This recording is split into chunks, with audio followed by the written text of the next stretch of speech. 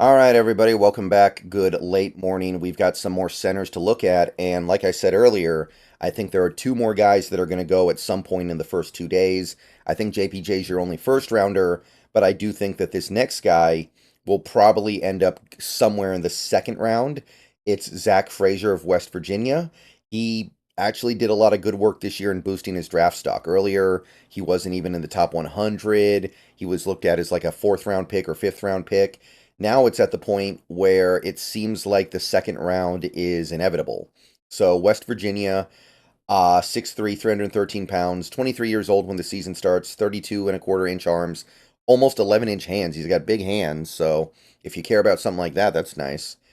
30 bench press reps, that's all he did at the combine, which, I mean, that's good. That's almost 80th percentile. And you can see that most of the big boards have him in the second. Walter Football has him in the third. PFF has him in the first. Mock Draft Database has him about mid to slightly early second, which makes sense to me. And you can see over the last 2 years, he's been a good player. 81 PFF grade in 2022, 2023 was 74.5. And you can actually see that in terms of pass protection numbers, he improved. It was his run blocking that mostly hurt his grade from PFF. He allowed 0 sacks, 3 hits, 4 hurries in 2023, compared to 3 sacks, 2 hits, and 7 hurries in 2022. So, what can I say about Zack Frazier as a player? I feel like he's a little bit more of a traditional center. He's somebody who would have fit in better in like the 1990s or something, but still certainly a good player and will definitely find success somewhere in this league, I feel like. He's stocky and he's short and he knows how to use the leverage battle really well. He's somebody who really knows how to get low and win in the trenches via just winning leverage. He's very strong.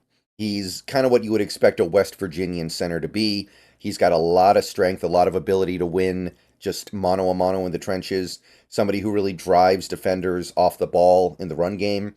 If you need him to open up a hole in the run game, he can probably do it. He's somebody with a lot of leg drive. He's a great finisher as well. Once he wins the block, he makes sure he wins the block all the way. He makes sure he finishes the play and gives every opportunity for the play to succeed. He's also a smart center. He's smart in understanding stunts and twists. He's understanding how to pick up blitzes, understands how to call out a blocking assignment, understands where he needs to be. And he's also got good hands. He uses his hands well. He's got good hand placement when he's engaging with a defensive lineman. And that's also something that helps him win in situations where the margins are close.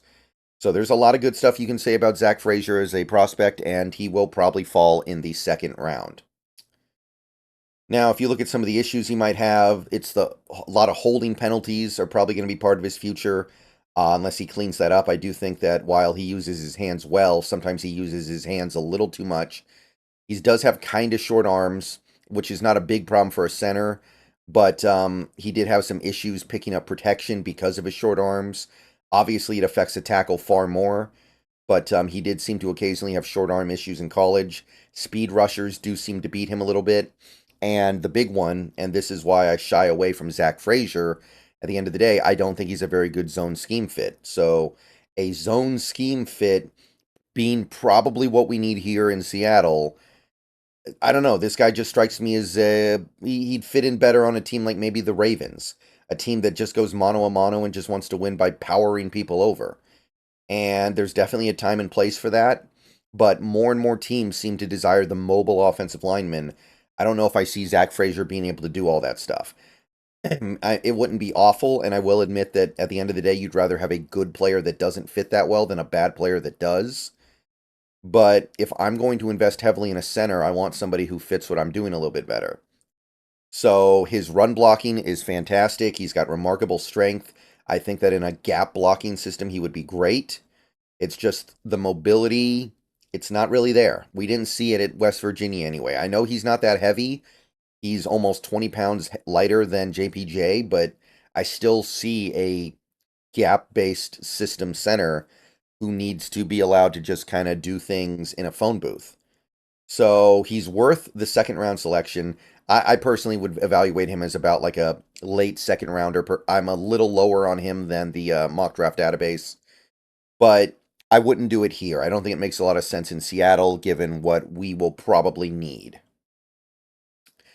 All right, the last guy who I think will go in the top 100 at the center position, excuse me, is going to be Sedrick Van Pran. Sedrick Van Pran of Georgia. He's been kind of a object of my affection for the last 2 years now. I really liked him in 2022, and I liked him a lot in 2023 as well.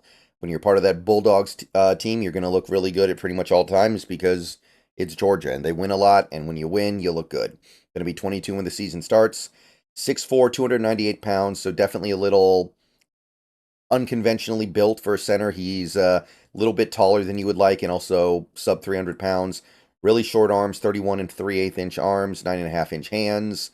So the measurements are a little bit sub-ideal. I will admit that, right? Like, you don't love to see arms this short and a body this built like this on paper. But on the field, I maintain that he gets it done. His 40 was okay, 5.2, 60th percentile. 177 10-yard split was okay. Remember that these percentiles are thrown off because in the old days, centers tended to move a lot worse than the centers now. So if you compare somebody like Van Pran to modern centers, it doesn't seem like he's that fast. But when you compare him to the collective centers over the last 25 years, he's faster than average. His 3-cone was really good, though. 85th percentile, 7.46. 20-yard shuttle was bad, 4.82. But mixed bag from the combine overall, you would say. And the big boards, all the ones I could find had him in the top 100, some of them not by much. But the mock draft database has him in the middle third or so. And personally, I like this guy a little bit better than that. I feel like what he did on the field was pretty impressive. Over the last 2 years, his PFF grade was not stellar, but he allowed a combined 0 sacks across 2 seasons. He did allow a lot of QB hurries, that is notable, 24 hurries and 1 hit across those 2 seasons. But in terms of actually allowing his quarterback to get, touched, it barely happened. He allowed hurries.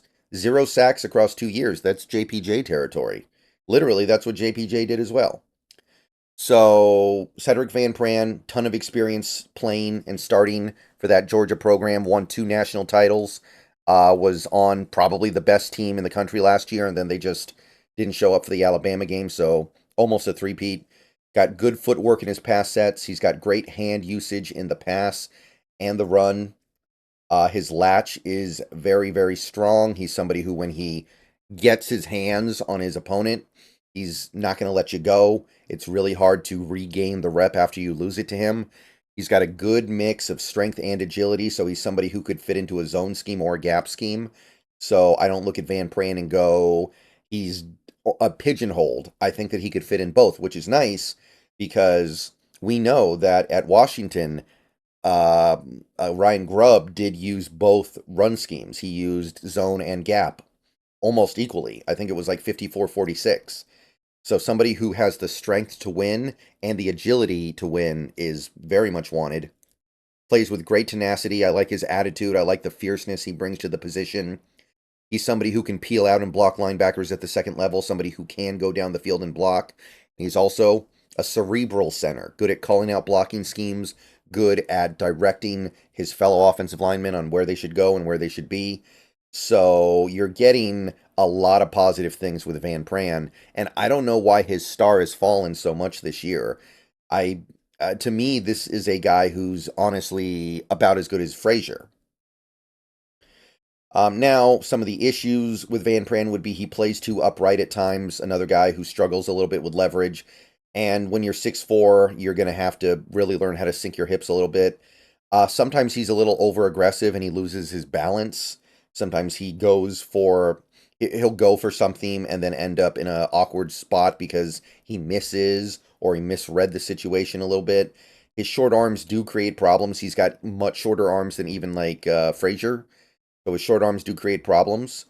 And while I do think he's got a good mix of strength and agility, he's not an ideal zone fit. The smoothness in space is not there the way you would prefer in a center in a zone scheme. So it's definitely better, I think, than somebody like JPJ. It's definitely better than Zack Frazier. But I will admit he's not an ideal zone fit, which is kind of odd when you consider he's sub 300 pounds. You would expect slightly better movement skills from Van Pran than we got. So, I mean, you take a look at these numbers, and I know they're just numbers on a piece of paper at the end of the day. He's sub 300 pounds, but he runs a 5.240 with a 1.77 10-yard split. That's not exactly what you would like to see from a center, necessarily. Now, I think that what he does on the tape overrides it, but it is notable. He is playing at Georgia, where all of his teammates are future NFL players as well, basically. So I think that Van Pran is going to be able to find success in the NFL no matter what scheme he lands in. He's got a versatile skill set. I personally would take I mean, not just because of the scheme fit either. I think this guy is better than Frazier, but not by much, but I do think he is, and I would happily draft him in the second round. And I think any team should be looking to take this guy in the second round because he's good. And the versatility, the experience, the ferocity that he plays with, I I don't know why this guy fell to the third. I thought this guy was going to end up being a second round pick easily. He still might be, but that's not what we're getting from the big boards right now. So yeah, I would take him in the second. I think any team that needs a center should want to take him in the second. And that is the end of our look at the top 100 centers. So we will be back at it tomorrow, and tomorrow we will start taking a look at some of the day 3 centers, some of the sleepers that the Seahawks might look at. See you guys then. There will be a couple more videos today, and see you guys later. Go Hawks.